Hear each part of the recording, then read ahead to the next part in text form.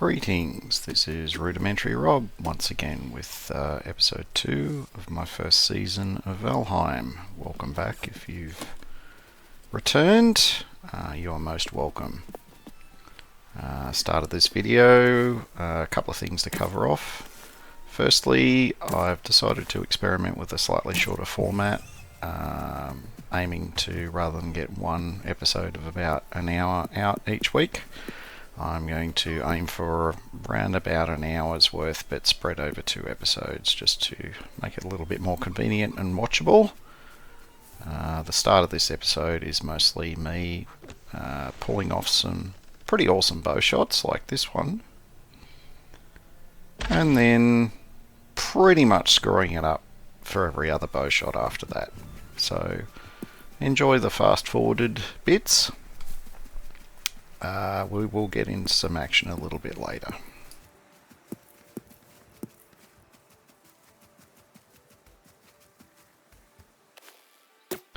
I swear this deer should have been surrounded by arrows, and yet move a little bit, first shot kills the deer. So yeah, it was just that sort of a day really. The crude bow is a little bit random with aim, particularly when you're trying to pull off long shots like this.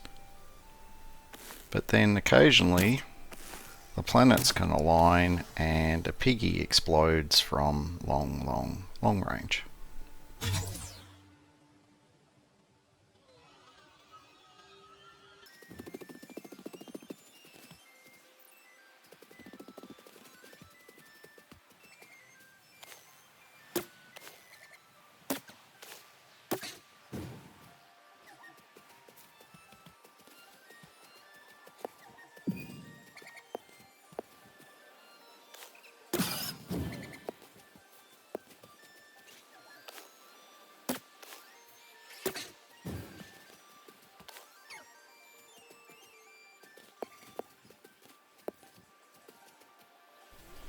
So the gathering continues, and I'm pushing my way back towards the Black Forest area and that tower which you saw a moment ago.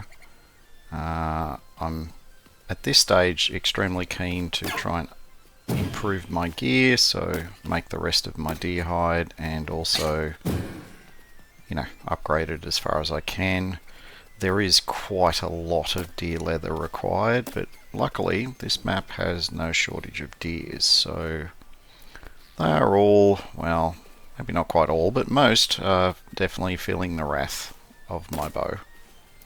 As are the seagulls, as I remind myself that I'm going to need a bucket load of feathers to make the arrows for the first boss, so I may as well start collecting them now.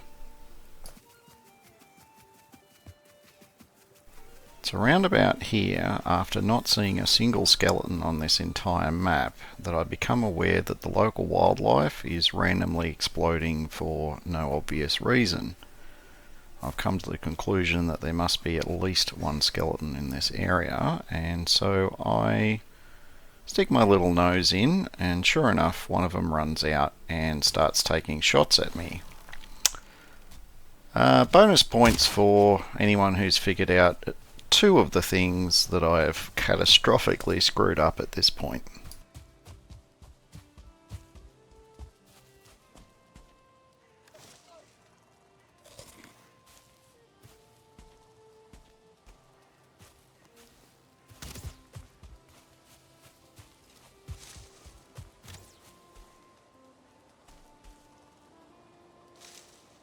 For those who have been paying enough attention, it would be reasonably obvious that I have less than ideal food. I only thought to eat it after I'd already taken a lot of damage.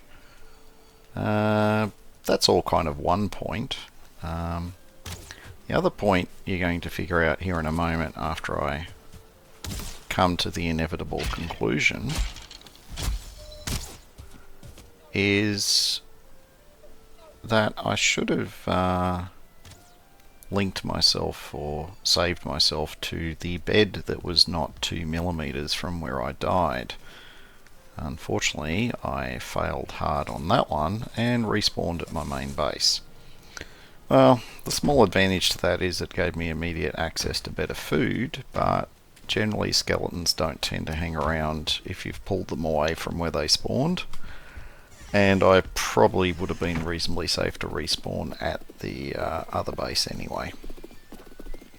So, moving on from that catastrophic screw up, we go into the running my bottom off to get back to my body part of today's episode.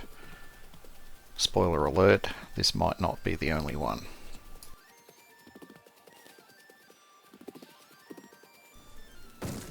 Okay, some useful tips from today's episode. That corpse run buff can save you bacon if you happen to die and still have nasties nearby.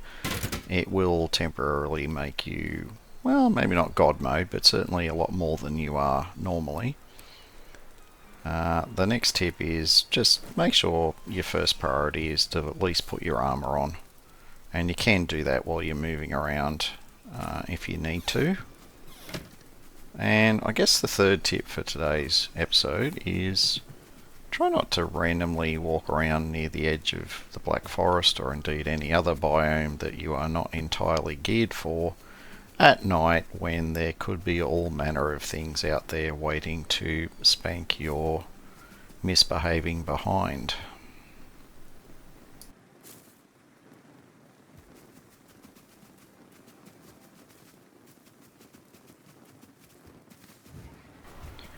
Things you find out during editing. Somewhere in there I heard some quite loud footsteps.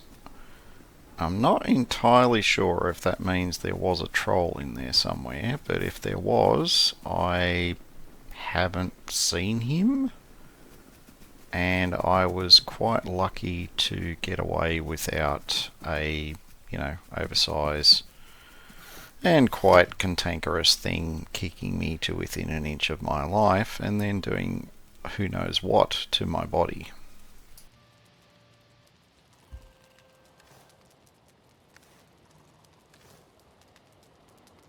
Alright, well, a good night's sleep can often help a lot of situations, and with a clear head I've decided I am going to push in and see what new things I can discover and loot, hence me just trying to make a little bit more room. Again, the current food I have is marvellous, but did anyone notice that I didn't actually bring any of the good stuff with me? So we're already not off to a good start.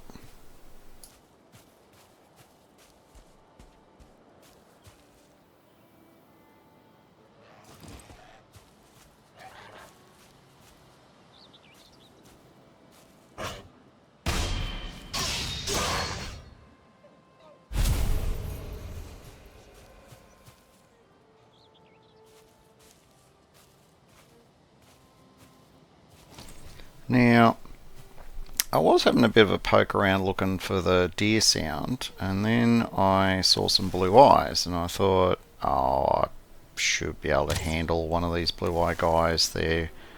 Because most of the damage they do tends to be when they throw rocks, I thought, oh yeah, I'll handle... Oh, wait, this guy has a 1 star on him. That sort of changes things a little bit. Small brown trouser moment here as I dodge the first rock that's thrown at me.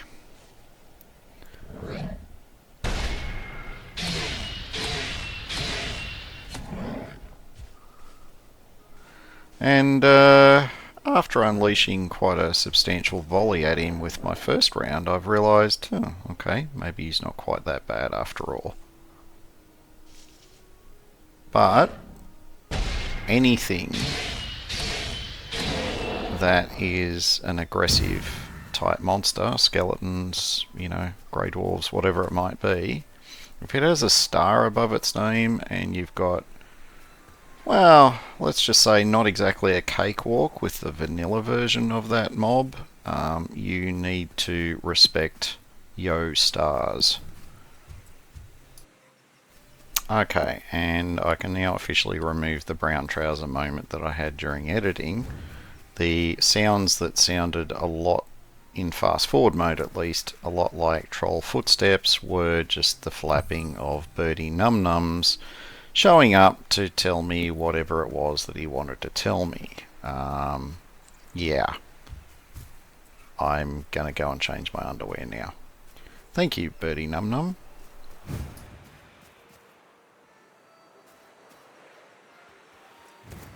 Now, at this point, it hasn't occurred to me to actually go and make a club to deal with these guys with. And that's partly because I've had so many torches, and torches actually count as a club with the added benefit that they will set the target on fire for, I don't know, a second or so.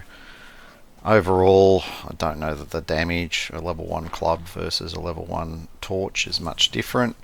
The downside of the torch is the whole time you have it drawn, it is burning through its durability. So, you know, in terms of making things last as long as possible, I'd suggest a club over a torch. After cleaning up the area, I thought I'd better check what Birdie Num Num had to say, and he was just telling me that this is, you know, the dungeon.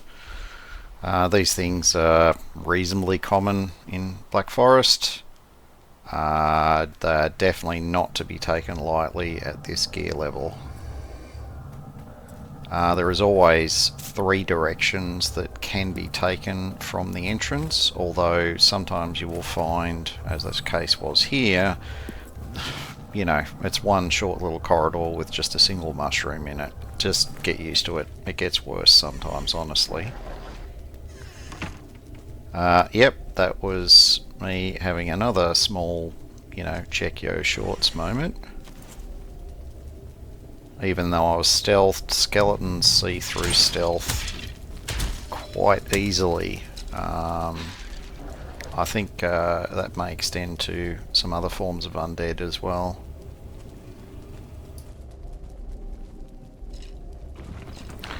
Now, I was wondering why they weren't coming out to attack me, because 2 of them are merely skeletons. In fact, one's got a shield.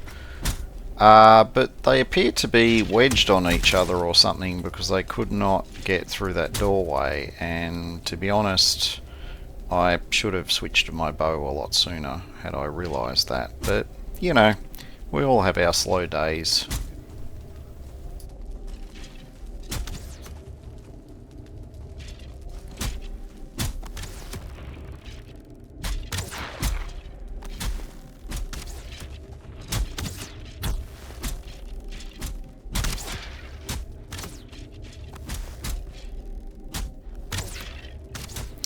Even with the crude bow, you can time your shots in between theirs.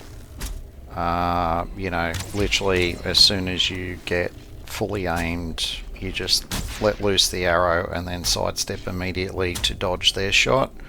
As you can see, I've been regenerating health the entire time because none of them managed to land an arrow on me at that stage. Spoiler alert, I wish the rest of this dungeon run had gone down a similar path. Haha. Yeah, minor state the obvious kind of moment, I guess. This is, I'm going to say, not an unusual amount of skeletons to have in such a small dungeon. So, yeah, definitely come prepared if you are at this gear level. Preferably get a better gear level and have a shield with you before you come in here, because you're not going to have a fun time if you don't.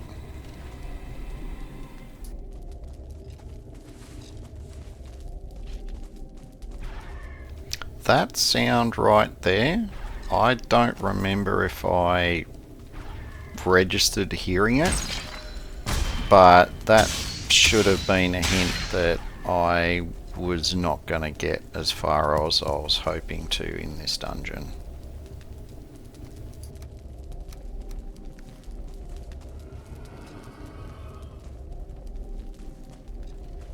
Just check these chests anytime you find them in dungeons of any kind. The, you know, gems and necklaces and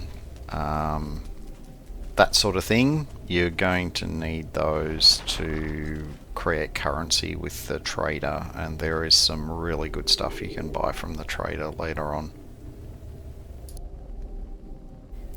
On a side note, being this long in a dungeon without even marking it on the map, yeah, okay, I haven't explored much of my map, but later in the game it can get a bit confusing with dungeons, and if you die, well, I suppose you get a marker on the map anyway, but there can be situations if you're playing with others where they won't see the marker where you die, and so consequently putting a shareable marker on the map makes it easier for them to possibly come to your aid or rescue your bits, or whatever it is that you need to do. That skeleton was handing me my behind a little bit, and I could finally come to the conclusion that I didn't actually have adequate food anymore, given I've got less than 5 minutes now before this stuff wears off. That's the time to bug out and, do some less stressful things for a while. And, when they're not 1 stars, these grey dwarves with the blue eyes, they're easier than a skeleton, so as you're about to see.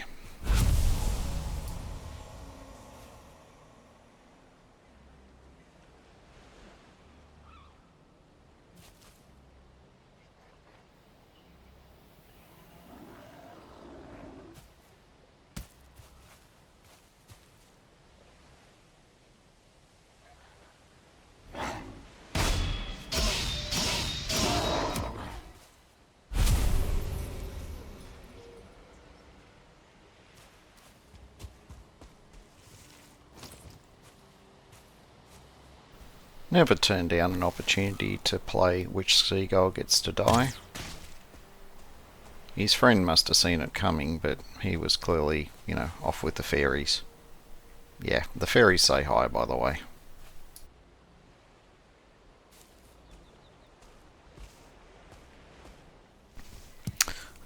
This is just called Thistle, imaginatively enough. Anytime you find it in Black Forest, trust me, loot it if you've got room, because you will use quite a lot of it in, recipes to come. I slowed this down for a moment just to show that there was meadows on the other side of this fairly small Black Forest area, and I wanted to remind myself about it if I start running out of things to explore where I am. I've sped up the rest of this to get past all the droll and uninteresting killing of greylings and harvesting of mushrooms and all those other things that you do tend to take for granted after a while.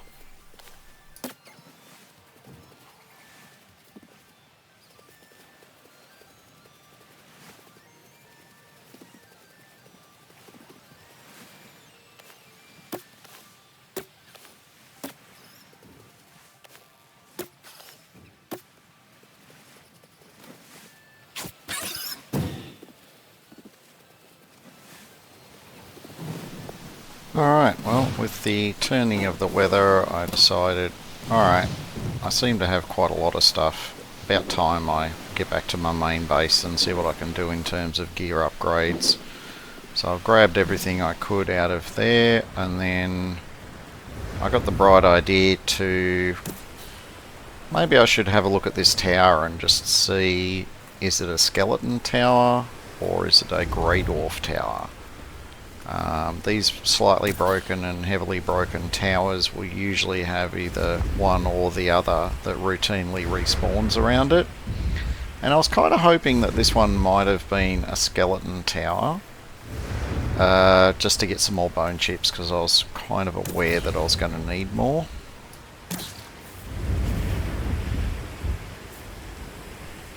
I just caught sight of the little white blossoms there. That's an indicator of carrots, well, specifically seed carrots, which you will find in Black Forest areas, and I will show farming them later. Unfortunately, this tower turned out to be a grey dwarf tower.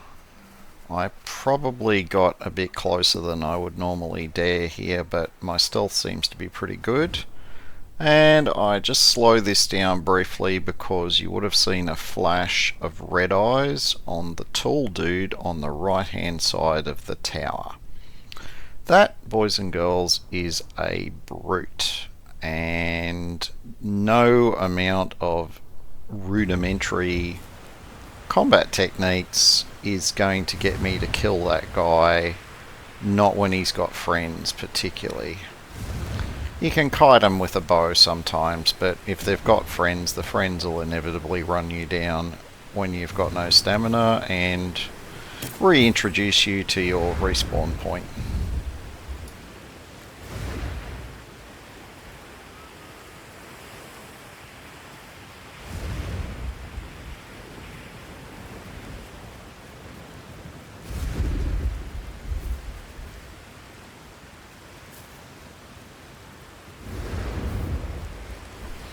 I thought I'd check this little broken hut to see if it had a chest or anything in it. It seems to be far enough away from the tower I should be able to get in and out without aggroing anything.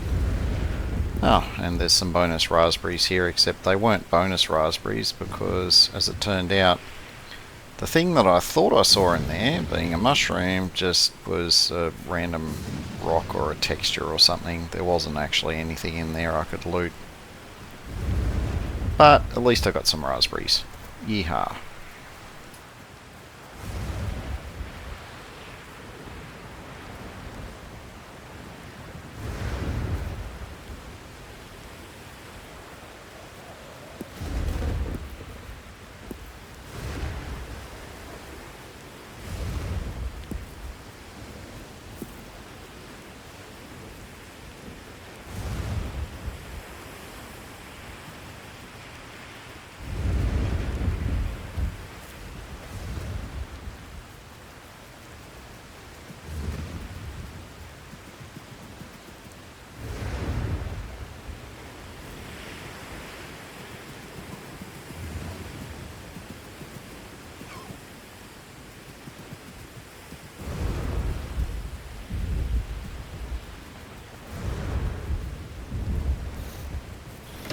Ah, home sweet home, with a fire and all of the goodies that I need to make some upgrades. Well, I thought all of the goodies. I ended up falling short a little bit, but I did make some very useful upgrades as part of this expedition.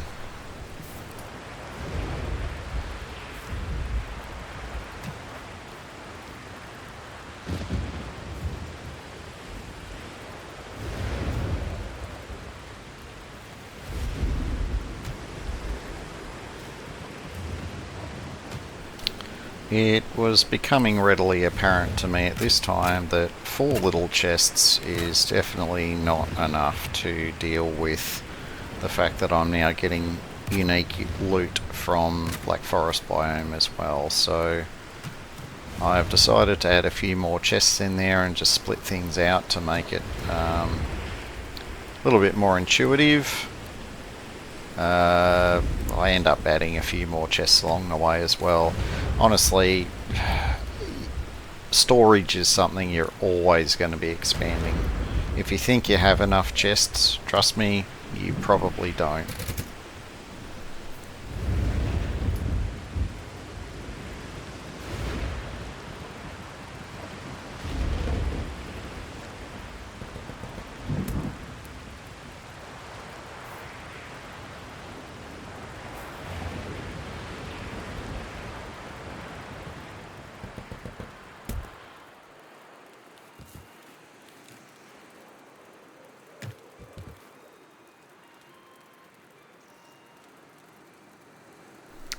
This is about where I'm starting to realise that bone fragments are once again the bane of my existence.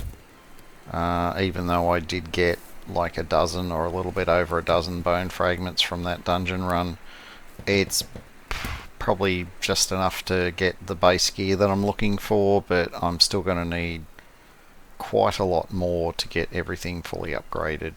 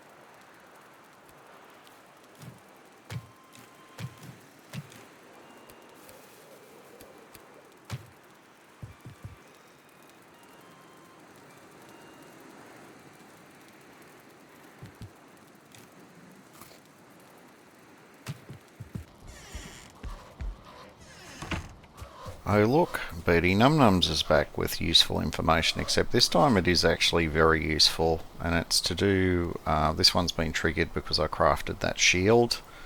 There's two kinds of shields in Valheim essentially, although there is a kind of a hybrid version, but I'm not going to fixate on that one because there's only one or two of them that fall into that category. The small shields, which is the one I made, is very portable, very small. It does get a bonus to parry, but the trade-off is it doesn't really block as much damage. The tower shields, I guess you could say they're a bit like the ones from the Roman-style legions, very much designed at fully blocking an opponent. The downside to them is they will slow you down while you have them equipped. And the trade-off to that is they will block a lot more incoming damage with just a block attack than what the small shields will do. At this stage of the game, because I favour mobility, you know, it's not like I've got heavy armour to go with that tower shield at this stage. So instead, I stick with the small shields because it doesn't matter whether I remember to unequip them to run away, they're not really affecting my movement very much anyway. This little montage that I've just got sped up in the background, this is me attempting to obtain some fine wood by getting some of these trees knocked down and busted up by using like normal trees, and it's quite a lengthy and time-consuming process. Your results will very much vary depending on availability of other trees that you can knock down. I find having it on a slope is quite beneficial because you can do things like that. You can push a log up the hill and just let it run down until it knocks it over. I was working on 2 or 3 different trees to try and maybe get a situation where I could get 2 of them and just bang them against each other, but this was quite a lot of time, and given how little fine wood I ended up getting out of it, I'm not entirely sure it was worth the effort. But this is how you kind of do it if you've got lots of time and you just absolutely must obtain a little bit, like a handful of fine wood.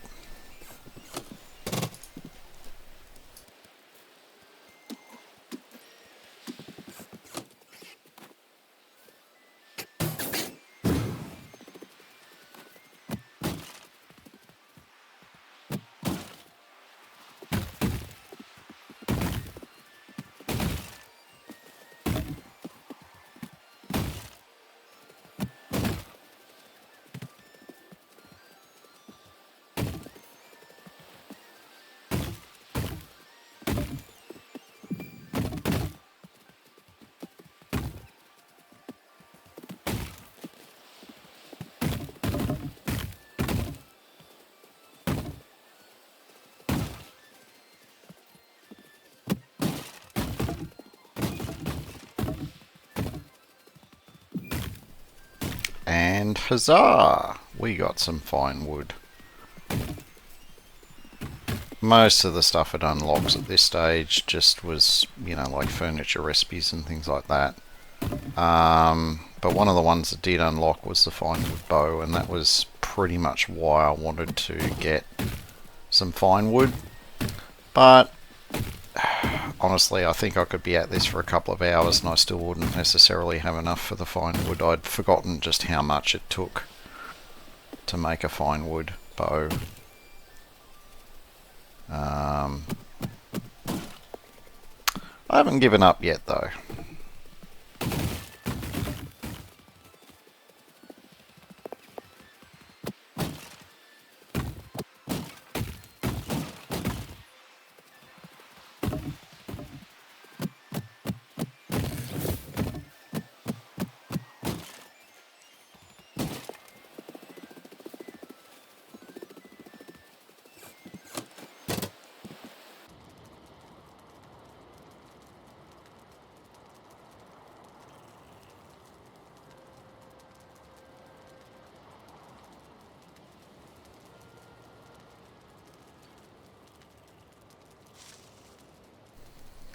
As it turned out, I did get kind of close. I ended up with 9 fine wood bow, but of course, 9 fine wood I should say, but of course the bow requires 10.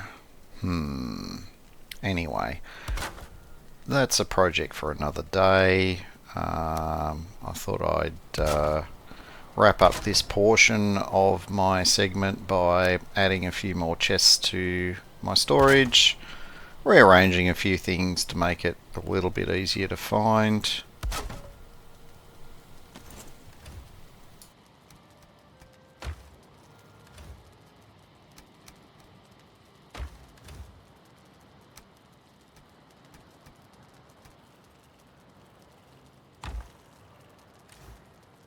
And I'll wrap this episode up at this point.